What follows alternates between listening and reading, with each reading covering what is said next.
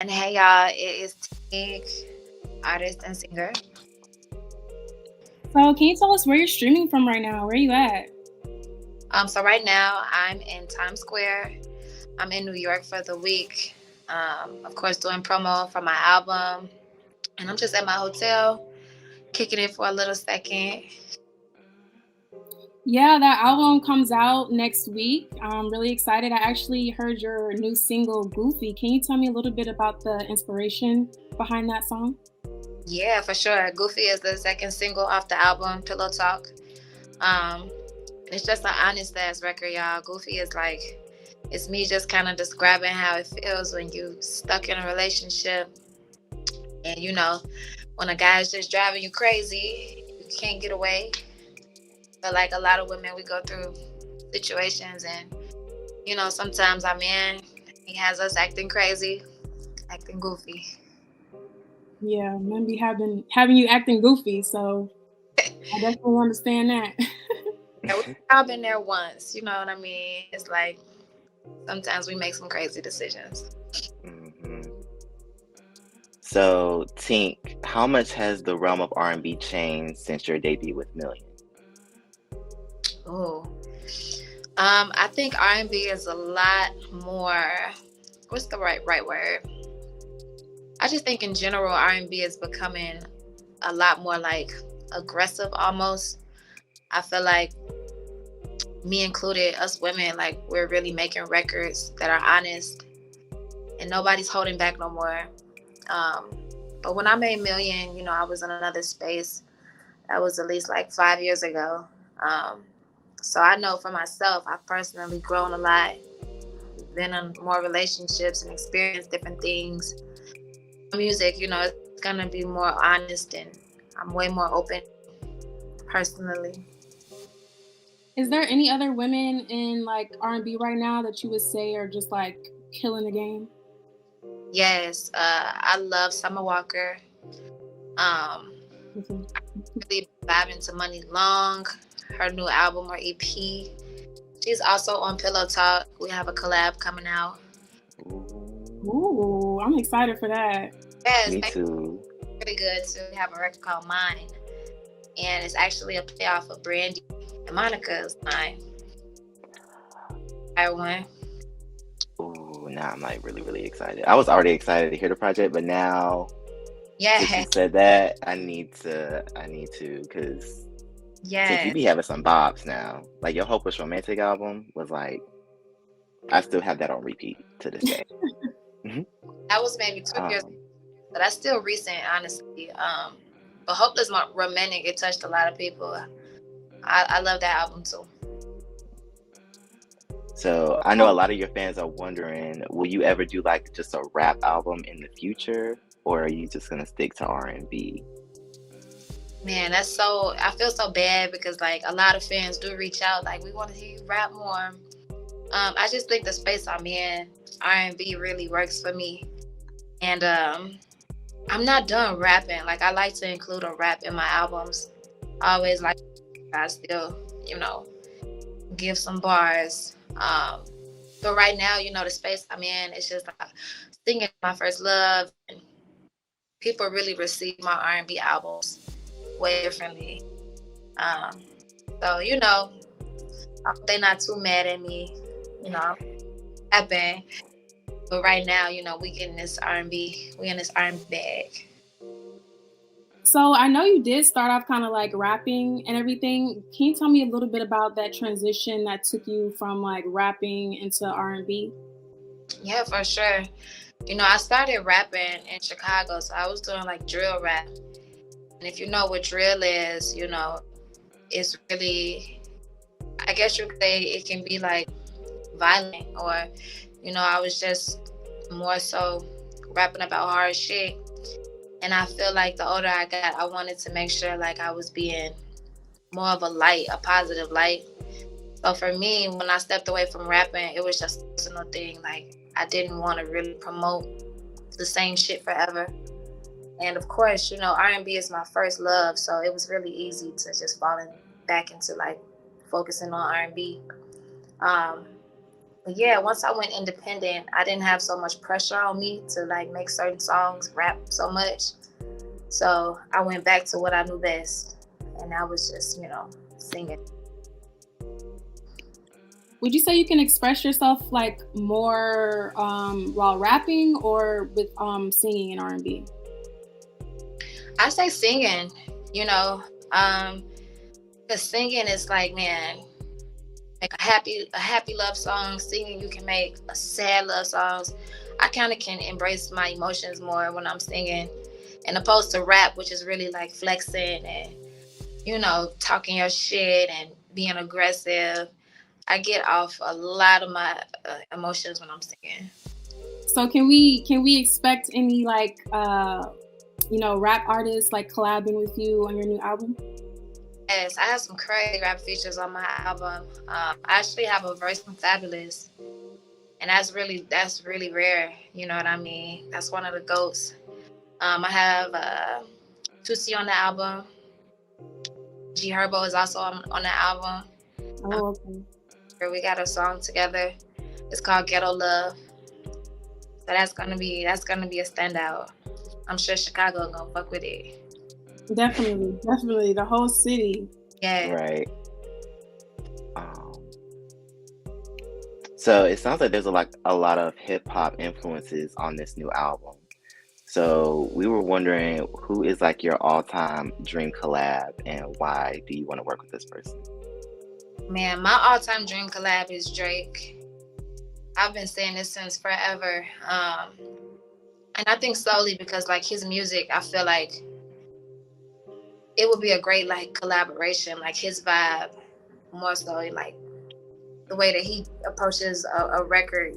He's kind of the balance between rapping and singing, and he pulls your emotions and touches on real relationship, things we go through. I just think the collab would really like have us going crazy. Like it would be something we all could feel. Yeah.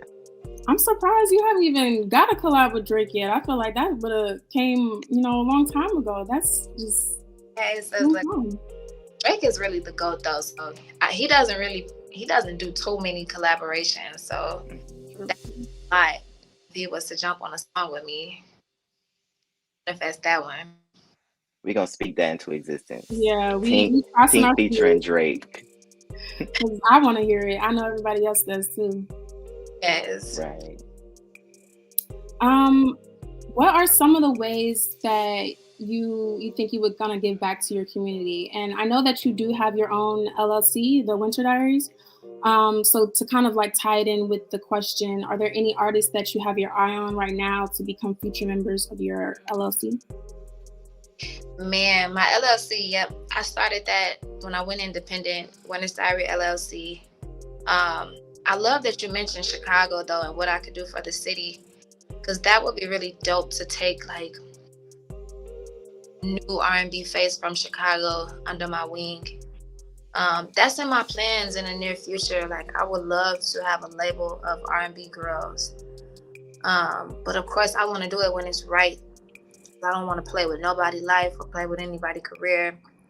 But that's the thing, my company, I'm the only one signed. It's really the company I started to release my music independently. So I'm still working, and I got a lot of work to do before I can start my label, bring other artists in.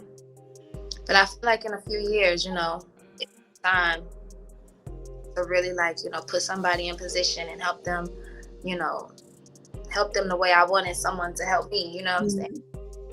So that would mean a lot. Is there any artists like now that you can name that you would think so, like, hypothetically speaking? Yeah, for sure. Chicago has a lot of talent. It's just like tucked in. There's an artist named John Doe from the city. She's really like, she's a vibe. She's like so different and she stands in her truth. Anne Marie. And Anne Marie is really like, she's lit. So Sis is already doing her thing. Mm-hmm. There's also an artist named Santa from the and she really sings about pain and heartbreak, and I listen to her shit and like I really feel her. So those are 3 artists. Like if you never heard their music, you gotta tap in with them. From Chicago, they're killing it. Yeah, I heard of Marie before. I really like her music. Yes, Yeah. the album too.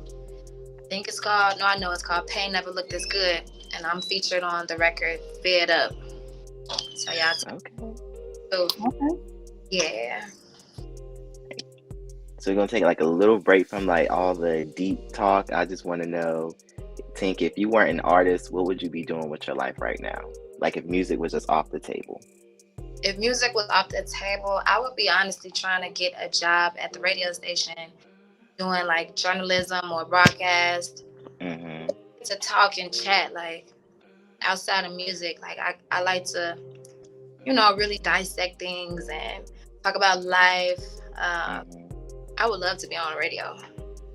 I see that. I can see that for you. Yes, that would be fun too, and that would tie me back to music. So Yeah, I was gonna say, like, it's pretty much in the same career path a little bit. You're not a musician, but you would still be able to connect with other artists and musicians and be in that, realm of music. So I think that would be a good fit too, if you weren't doing, being an artist and stuff. But yes, I would love that. so talking a little bit more about your upcoming album, Pillow Talk, where did that name come from? And what can the people expect to hear from that new album? Yeah, Pillow Talk. So I came up with the name. Honestly, I have another name for the album. What are we gonna call it? I think it was gonna be called Delusion. But I was like, man, I don't want it to give that energy, you know what I'm saying? Like delusion, that's not even a fire word. So I slept on it and, I woke up and I was feeling like, what's something everybody can relate to or something everybody done dealt with before. And I was like, man, a lot of us, we be listening to guys on the phone. We go through phases where we pillow talk. And that kind of opened up all type of ideas. You know what I'm saying? Like for the merch, we got blankets and pillows coming out. It was just a lot to really pick up Pillow Talk. So I was in love with it. And then the next question you were asking me, what was that next question? What do the people expect to hear from Pillow Talk? So you can expect every emotion on this album. I really didn't hold back like records like Goofy, where I'm just kind of like being honest. There's records like Cater, where I'm giving you another side, being submissive. So there's just all different levels of like love and relationship shit. You can expect it all on here, and it's triggering. I'm not really trying to preach to anyone. I'm giving my side and my story of, how things go when a guy's in your ear, and some nights he's telling you good shit. Some nights y'all are arguing. Some nights you want him to come over and see you, and some nights you want to just be alone. It's really like perspectives of, Pillow Talk. Yeah. How would it be different from, your other albums, in the past? I think this album is way, way more like sexier. It's so all my music is emotional, but this album is just, it hits on a deeper level, like, and it's not so like preachy. Like I'm giving y'all a vibe on this album.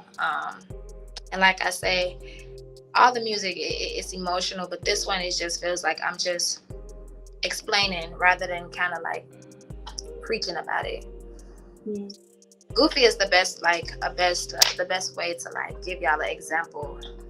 I'm just telling stories the way it is. So when it came to creating this new album, because I know Hitmaker is like one of the producers on there, and I know he just produced your last album, Heat of the Moment. What has that whole process been like working with Hitmaker? Because I know Hitmaker makes some bangers, and he's very selective on the people he works with. He's a real like hit machine. But that process started last year with the first album, Heat of the Moment. We made that one with no expectations. I had no idea people would like really like receive it so well. And after we finished it, it's just like, we should keep this vibe going. We already had songs that we didn't use for the album, the first one. So we had like maybe 5 to 6 records in the can, and it was just like, yo, you know, when you in a good space, you know, you don't want to break that. So we started working on a new one, and working with him, like y'all say, y'all know he really makes like bangers and doesn't really slow down. So it pushed me a lot. Like I'm the perfect type of artist to I'll make maybe 2 songs a night. Work with a hit maker, you're gonna make between like 6 to 8, sometimes 10. So his process is way different than mine, and make it go harder. You saying like 6 songs in one night? Yeah. So the way he works, you know, he'll come in with a hard drive, and he has records loaded. So as an artist, you know, I come from the world of writing everything, and working with Hitmaker, he really put me on to like sharing ideas and taking cadences, or, you know, using bridges, or just bringing on an intro. You know what I'm saying? And that's how the music game works. Like, I'm letting y'all in on tea. Like, mostly all artists have camps. You know what I'm saying? So I come from just working alone, solo, and it's really dope that way. But when you have a team of people working and helping to write these albums, it's so much better. You get different type of vibes instead of just, you know, one direction on one album. Yeah, that makes sense. Yeah. I do have a quick question though too while I'm thinking about it. It's about another song on the album, Cater, with two Chainz, right? And you sampled the Destiny Child song Cater. What was that like? You know, are you like a big fan of Destiny Child? You know, yeah, the inspiration, everything behind it? You know what? I grew up listening to every album that they recorded. Beyonce is the queen, you know.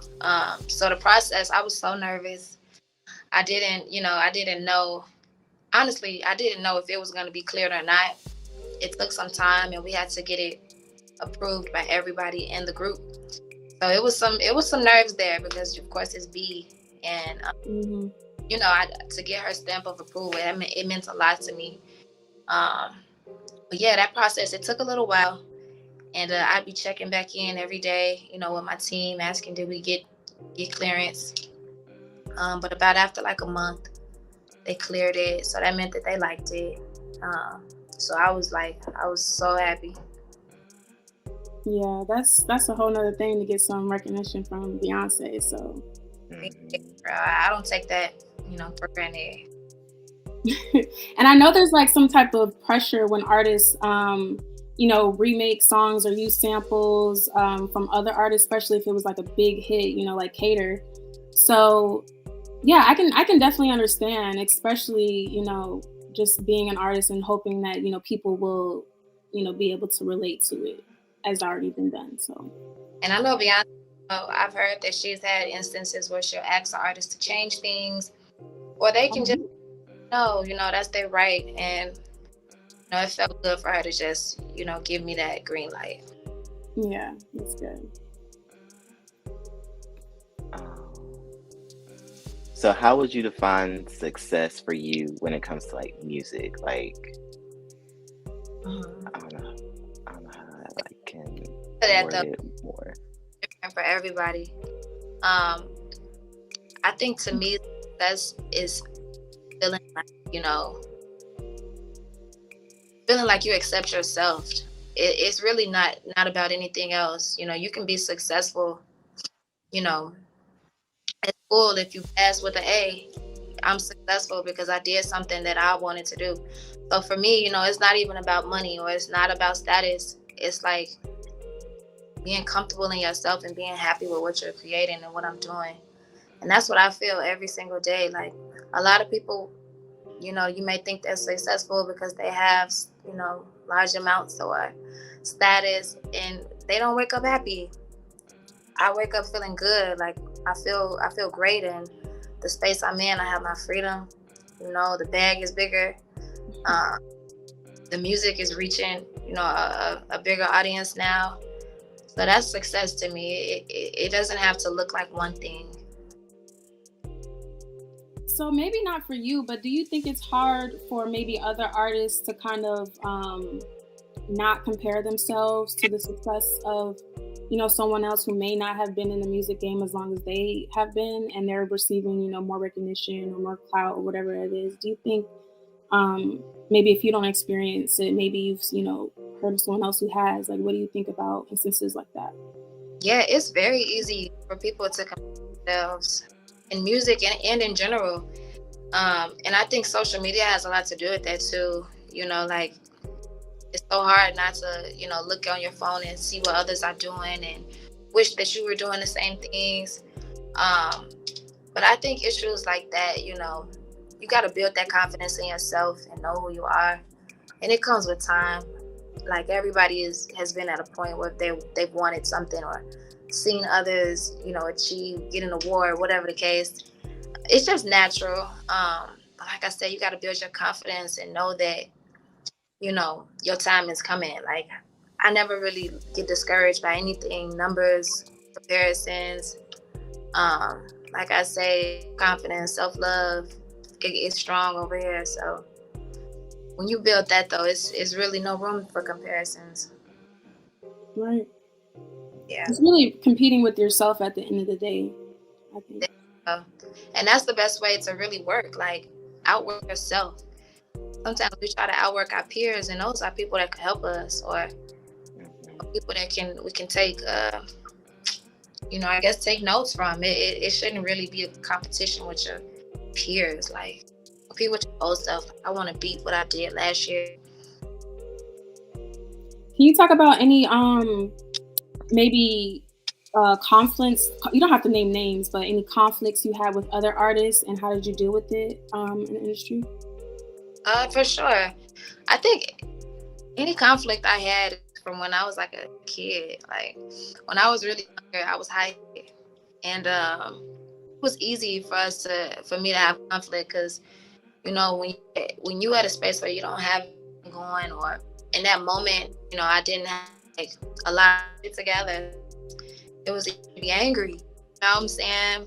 But like I say, I have to work on myself, and I think it was with like maturing, like I said before, it's so easy to compare yourself, and that's really where conflict comes. It's really just like comparison, and in this industry, competing with anybody is going to push you back. Mm-hmm. So I learned that the hard way, and to this, I'm in everybody. Like, I want to see people win. That's how my blessings come. Like, and for everybody, like, being with people, it really holds you back. It don't give you the respect that you think you. So, it's always best compete with yourself. Leave the beef alone, get your mind right, stacking. That's what. I agree. So where do you see your career going within like the next 10 years? Because we're thinking Grammy, world tour. As I'm on a world tour soon. I know that takes time, but in 10 years, I hope to have definitely a few awards under my belt. I want to be one to Grammys, even if it's not now, in due time, a couple Grammys. I just received like gold, plaque. I'm looking forward to being like platinum, multi-platinum. You know what? Even if none of that happened, I still feel blessed. Like, I still would be driving music, and I still would be doing tours. I'm passionate. So you always gonna see me around. Always gonna see me on fire or doing my thing. That's never gonna stop. Yeah, I think that's beautiful, honestly. I think that's it. Did you have any more questions, DeAndre? Is there anything that we did not ask you today that you feel like we should have? That's good. This was a great interview. I think if anything, I just want to stress Pillow Talk. It's my album. It's coming out August 19th. It's executive produced by Hip, y'all. So, it's gonna be fire. But yeah, August 19th, I need everybody to go and support it. Share it, y'all. Buy it on iTunes. It's really like 1 second to share something. That's a long way for us girls, as independent girls, sharing social media. But that's the thing I wanted to stress. Pillow Talk is coming August 9th. I do have actually one more question before we hop off. Now that you was saying you're independent and everything like that, how would you say it's the difference between being independent while versus working with a label and everything like that? Can you talk about kind of the things that you may have experienced with not being a part of a label? Yeah, I think the biggest difference is like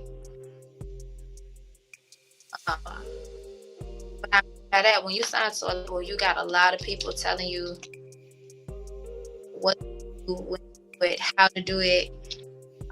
And just for me, it didn't really help my artistry because I'm just such an authentic person, and I make music off of the way I feel, so you can't really tell me how I feel.